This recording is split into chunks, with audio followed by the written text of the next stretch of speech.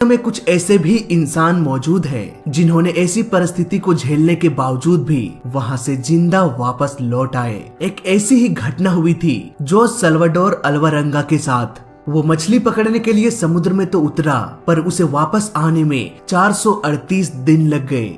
जोस पेशे से तो एक मछुआरा था जो अक्सर प्रशांत महासागर में मछलियों को पकड़ने जाता था। ये मछली पकड़ने का सफर लगभग 5 दिनों तक चलता और 5 दिनों के बाद मछलियों के साथ वो वापस आ भी जाता। पर एक दिन उसके साथ कुछ ऐसा हो गया जिसे याद करके आज भी उसकी रूहें कांप जाती है। 17 नवंबर 2012 को हर रोज की तरह जोस मछली पकड़ने के लिए अपने बोट को तैयार करने लगा, लेकिन उस दिन समुद्र का मिजाज काफी बदला हुआ लग रहा था, मानो कुछ ही घंटों बाद एक भयानक तूफान आने वाला हो। इसलिए जोस ने अपने मित्र अजेकल कॉर्डोबा के साथ इस सफर पर जाने का डिसीजन लिया। इस सफर के लिए उन्होंने 7 मीटर लंबी बोट को चुना, जिसमें बोट को कंट्रोल करने के लिए एक छोटा सा मोटर लगा हुआ था और मछलियों को पकड़ कर रखने के लिए एक डीप फ्रीजर भी था। फिर क्या था, सारी तैयारी पूरी होने के बाद दोनों ही इस ट्रिप पर निकल पड़े। कुछ ही घंटों बाद वो तट से 120 किलोमीटर की दूरी पर चले गए। समुद्र में अपने जाल को फैलाते हुए मछलियों को पकड़ने की कोशिश करने लगे। तभी अचानक समुद्र की लहरें भी तेज होने लगी। इस भयानक तूफान को देखकर उन्हें लगने लगा कि अब इस जाल को भी उठाया नहीं जा सकता, जल्दी से यहाँ से निकलना पड़ेगा। यही सोचकर दोनों ने डिसीजन लिया कि अब हम वापस तट की ओर निकल जाएंगे। लेकिन ये सफर उतना भी आसान नहीं था। तट पर पहुँचने के लिए उन्हें कम से कम 6 घंटों का वक्त लग जाता, यानी कि उन्हें पूरी रात इसी भयानक तूफान में गुजारना था और तेज हवाओं के विपरीत अपने बोट को तट की ओर दौड़ाना था। सुबह होते होते तट से करीब वो दोनों 24 किलोमीटर की दूरी पर पहुंच गए। अब उसे अपने गांव की पहाड़ों की चोटियां भी साफ साफ दिखाई देने लगी। घंटों समुद्र की तूफान को झेलने के बाद जब उन्होंने अपने गांव के पहाड़ों को देखा तो दोनों के मन में खुशी की लहर दौड़ पड़ी। लेकिन शायद कुदरत को उसकी खुशी मंजूर नहीं थी। अचानक उसकी बोट की इंजन बंद हो गई और मोटर से तेज धुआं निकलने लगा। ये देखकर दोनों ही घबरा गए, क्योंकि उसके पास कोई भी ऐसा इंस्ट्रूमेंट नहीं था जो मोटर खराब होने पर उसके जगह पर यूज किया जा सके,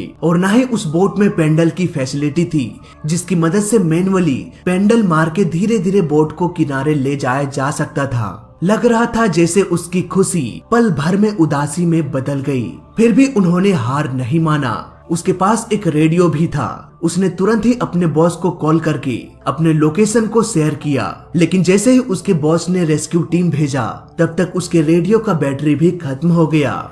हवा का तेज बहाव उसके बोट को तट से विपरीत यानी कि समुद्र की गहराइयों में धकेल रही थी। जब तक रेस्क्यू टीम लास्ट लोकेशन को ट्रैक करके पहुंची, तब तक वो उस लोकेशन से इतनी दूर पहुंच चुके थे कि उसका बोट दिखाई भी नहीं दे रहा था। फिर भी उसके बॉस ने हर फिशिंग लोकेशन पर उन्हें ट्रैक किया। घंटे गुजरे, दिन बीता और करीब 5 दिनों के सर्च ऑपरेशन के बाद भी न कोई बोट मिला और न ही उन दोनों का कोई अता पता। फाइनली 5 दिनों के बाद इस सर्च ऑपरेशन को बंद कर दिया गया।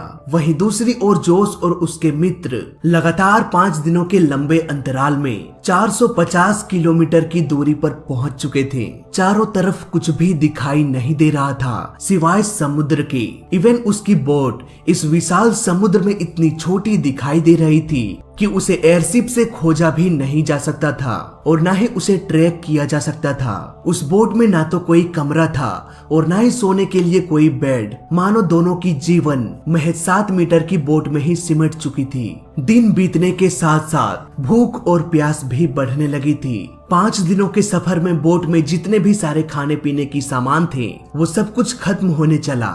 अब उन दोनों के पास खाने पीने का कोई भी सामान या साधन नहीं था। अब एक ही ऑप्शन बचा था, मछली को पकड़कर कच्चा ही चबा जाने का। लेकिन खुले हाथ से मछली पकड़ना भी बहुत मुश्किलों वाला काम था।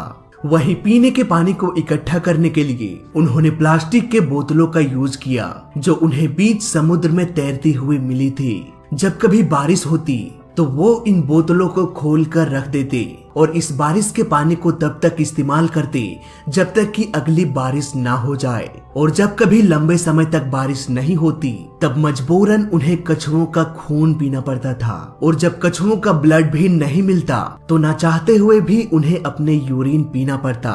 किसी ने सच ही कहा है कि मरता क्या नहीं करता।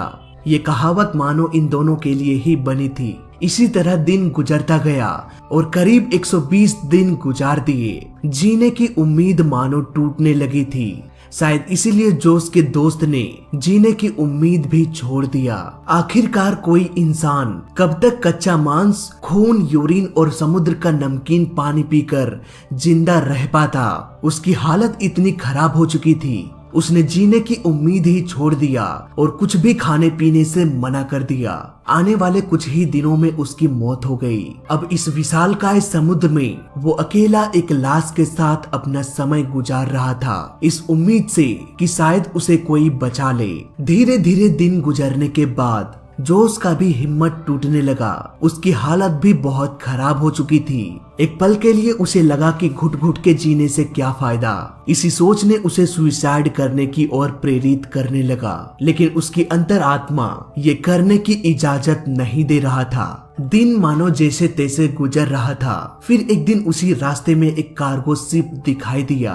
जोस अब जोर जोर से उस शिप को आवाज लगाने लगा, पर समुद्र की तेज लहरों के कारण उसकी आवाज उस कार्गो शिप तक नहीं पहुंच पाई। कार्गो शिप इतने करीब होने के बावजूद भी किसी ने भी जोस की आवाजों को सुन नहीं पाया और कार्गो शिप बिना मदद किए निकल गया। ये कार्गो शिप चुपचाप निकल तो गया था, लेकिन इस शिप ने जीने की एक और उम्मीद जगा के चला गया। महीनों बाद एक शिप नजर आया था, यानी कि आने वाले समय में और भी शिप्स नजर आ सकती है। यही सोचकर उसने मरने के बजाय जीने के लिए और संघर्ष करने के लिए ठान लिया। लेकिन 7 मीटर के बोट में वो कर भी क्या सकता था, सिवाय खुद को किस्मत के हवाले करना। इस इमेज को आप देखकर ये अंदाजा लगा सकते हैं कि उस वक्त जोस की हालत क्या रही होगी। 4 महीनों के सफर के बाद भी जोस प्रशांत महासागर के इस जगह के आसपास ही पहुंच पाया था। इसी तरह जोस लगातार लगभग 10 महीनों तक सफर करते रहे